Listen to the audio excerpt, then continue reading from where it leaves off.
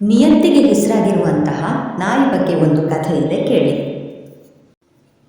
ಒಬ್ಬ ರಾಜ 10 ಕ್ರೂರವಾದ ನಾಯಿಗಳನ್ನು ಸಾಕಿರ್ತಾನೆ. ಅವರ ರಾಜ್ಯದಲ್ಲಿ ಯಾರೇ ತಪ್ಪು ಮಾಡಿದರೂ ಕೂಡ ಆ ನಾಯಿಗಳಿರುವ ಬೋನಿಗೆ ಹಾಕಿ ನಾಯಿಗಳು ಅವರನ್ನು ಕಿತ್ತು ತಿನ್ನುವ ಹಾಗೆ ಮಾಡ್ತಿದ್ದ.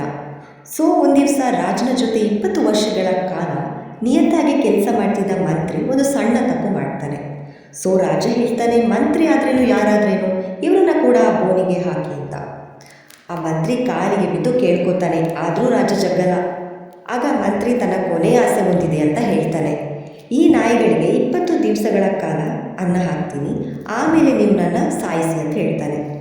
ಮಂತ್ರಿ ಆ ನಾಯಿಗಳಿಗೆ ಪ್ರತಿದಿನ ಮಾಂಸ ಹಾಕ್ತಾನೆ, ಸ್ನಾನ ಮಾಡಿಸ್ತಾನೆ, ಚೆನ್ನಾಗಿ ನೋಡ್ಕೊಳ್ತಾನೆ. 20 ದಿವಸಗಳ ಕಾಲ ಕಳೆದೋಗುತ್ತೆ. ಆಗ ರಾಜ ಹೇಳ್ತಾನೆ, ಮಂತ್ರಿಗಳನ್ನು ನಾಯಿಗಳಿರುವ ಬೋನಿಗೆ ಹಾಕಿ ಅಂತೇಳಿ. ಮಂತ್ರಿ ನಾಯಿಗಳಿರುವ ಬೋನಿಗೆ ಹೋದ ತಕ್ಷಣ ನಾಯಿಗಳು ಓಡಿ ಬಂದು ಮಂತ್ರಿಯ ಕಾಲನ್ನು ನೆಕ್ತವೆ. ಆವಾಗ ರಾಜನಿಗೆ ಆಶ್ಚರ್ಯ ಆಗುತ್ತೆ, ಇಷ್ಟು ಕ್ರೂರವಾದ ನಾಯಿಗಳು ಈ ಮಂತ್ರಿಗೆ ಯಾಕೆ ಏನು ಮಾಡ್ತಿಲ್ಲ ಅಂತ. ಆಗ ಮಂತ್ರಿ ಹೇಳ್ತಾನೆ, ರಾಜ, ನಾನು 20 ದಿನಗಳ ಕಾಲ ನಾಯಿಗಳಿಗೆ ಅನ್ನ ಹಾಕಿದೆ. ಅವು ಕ್ರೂರವಾದ ನಾಯಿಗಳ ಮನಸ್ಸನ್ನು ಪರಿವರ್ತನೆ ಮಾಡಿದೆ.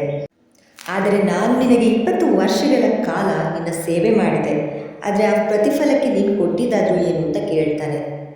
ಇದರ ಮೂಲಕ ನಮಗೆ ಗೊತ್ತಾಗೋದು ಏನು ಅಂತ ಹೇಳಿದ್ರೆ, ನಾಯಿಗಳಿಗೆ ನಾವು ಒಂದು ದಿವಸ ಅನ್ನ ಹಾಕಿದ್ರೆ ಸಾಕು, ಜೀವನ ಪೂರ್ತಿ ಮರೆಯಲಾದು. ಅದೇ ಮನುಷ್ಯನಿಗೆ ನಾವು ಎಷ್ಟು ವರ್ಷಗಳ ಕಾಲ ಸೇವೆ ಮಾಡಿದರೂ ಸಹ ಮನುಷ್ಯನ ಯೋಚನೆ ಅಷ್ಟೇ, ಬೇಗ ಮರ್ತು ಬಿಡ್ತಾನೆ. ನಾಯಿಗಳ ನಿಯತ್ತು ಮನುಷ್ಯನಿಗಿರಲ್ಲ.